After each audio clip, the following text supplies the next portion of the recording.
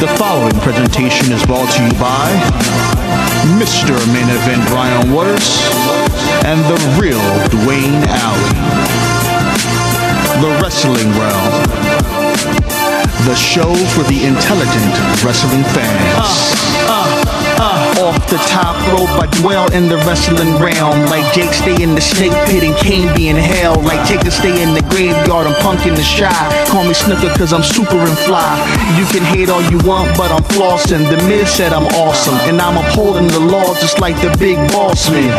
With Mr. Main Event Brian Waters, the real Dwayne Allen. Toss you over the border like Hernandez, Mandez, pressing the stands. It's the show for the intelligent wrestling fans. Hitman like Hawk, but I'm not from Calgary. I'm all about the bill, so let that gold dust shower me, empower me like Farouk and the nation. If you don't know your history, then you should change the station. But if you do, you can cruise to YouTube / the wrestling realm. Your lessons are stale. Say the same old lines, man, you destined to fail. Like the Shockmaster or the wrestler Nails. I'm a heartbreak kid, and my bid to be champion is unmatched. Anybody step, I'm face planting them. With Mr. Main Event and the real Dwayne, you the sisters of love, we the powers of pain. You see we coming with a spear while you're monkey flipping. It's Brian Waters, Dwayne Allen, and your boy Trenton. And that's just how the story goes. That's just how the story goes. It's the wrestling realm, baby. The wrestling realm. Mr. Main Event Brian Waters, the real Dwayne Allen.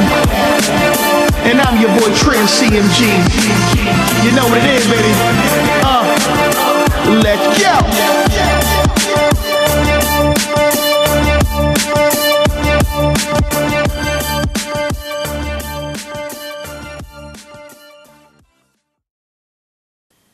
Hello, ladies and gentlemen. Welcome to this episode of The Wrestling Realm. I am Mr. Main Event Brian Waters, and I am joined by the real Dwayne Allen.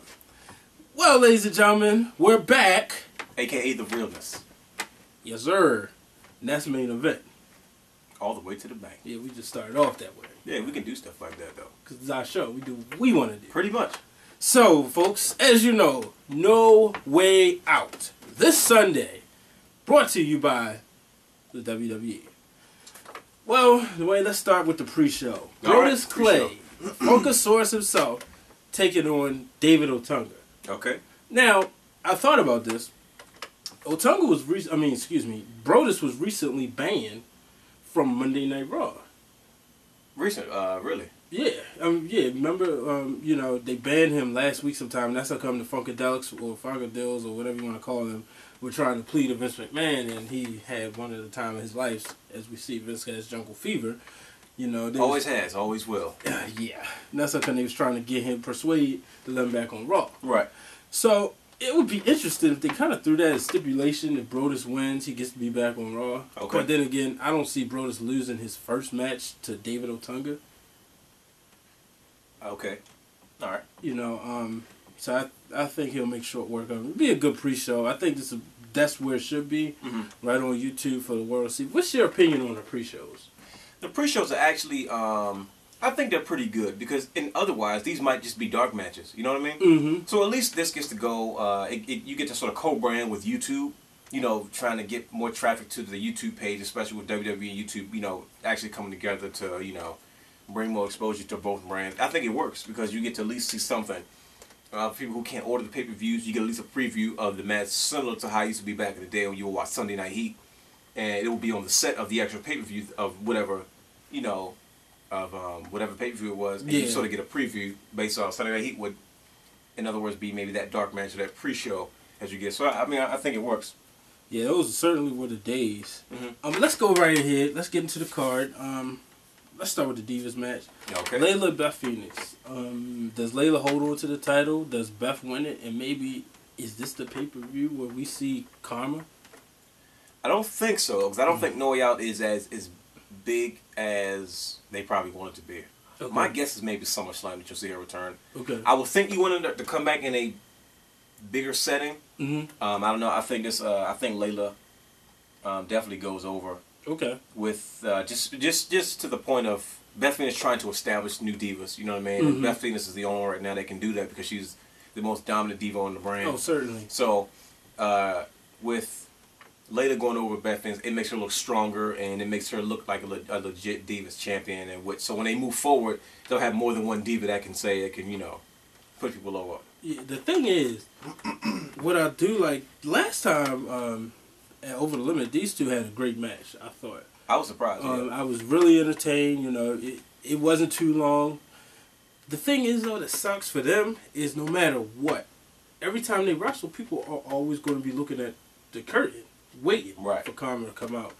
I personally wouldn't be surprised to see her come out because then you can always build that for SummerSlam. Right. Hence the biggest party of the summer.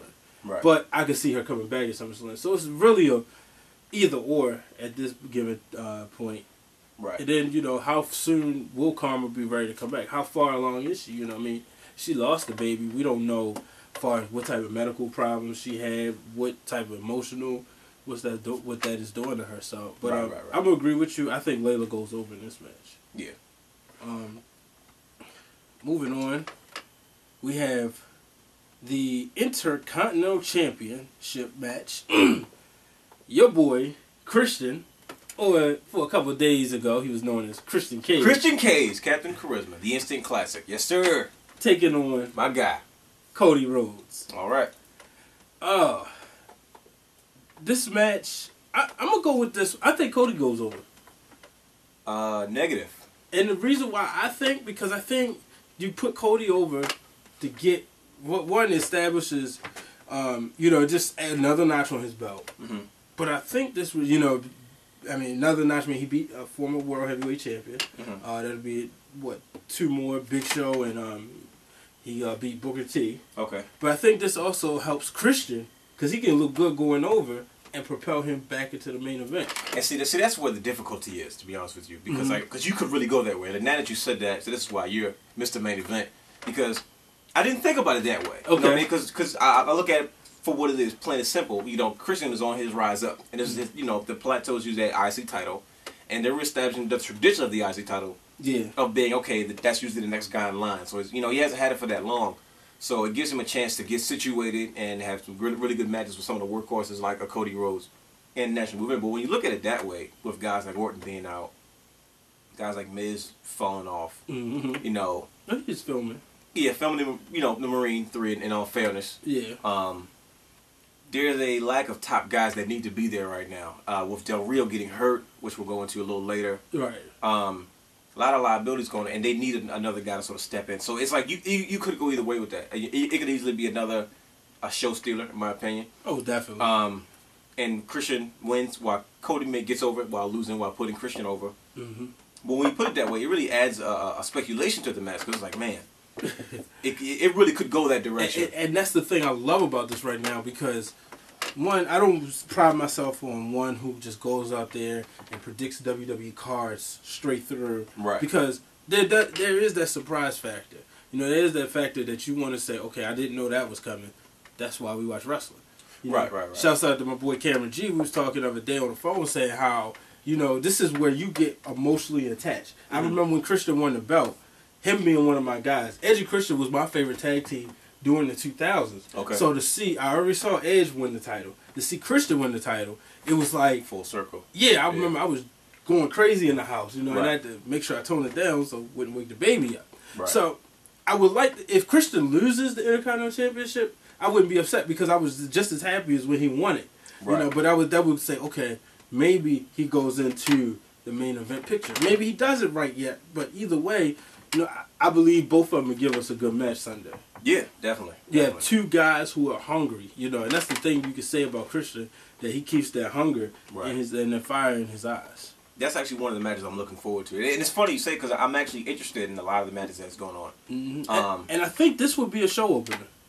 The establish the pace. Yeah. I would see this being a show opener. I mean, you can't go wrong with that. I mean, a lot of people look at certain things like the people that open the show is like, okay, it's a negative thing, but you need something strong to keep people, you know, hooked in automatically and get them, you know, emotionally attached to the product right then and there. You know, just the minute the show jumps off, so it can keep you throughout the rest of the event. Which is why the divas matches are usually somewhere in the middle, because if you put it at the beginning, no one's probably going to watch it. You know, they have a bad reputation for being the bathroom break matches. you know, right now. So that's why it makes sense to have a strong opener. So hey, Mr. WrestleMania himself, Shawn Michaels, opened the show for 8 and 9, right, and did it well. You know, so it's a good slot. A lot of times, if you're not in the main event, sometimes it can be the best slot opening the show. right. Unfortunately, we had the World Heavyweight Championship open twice at WrestleMania 2 years in a row.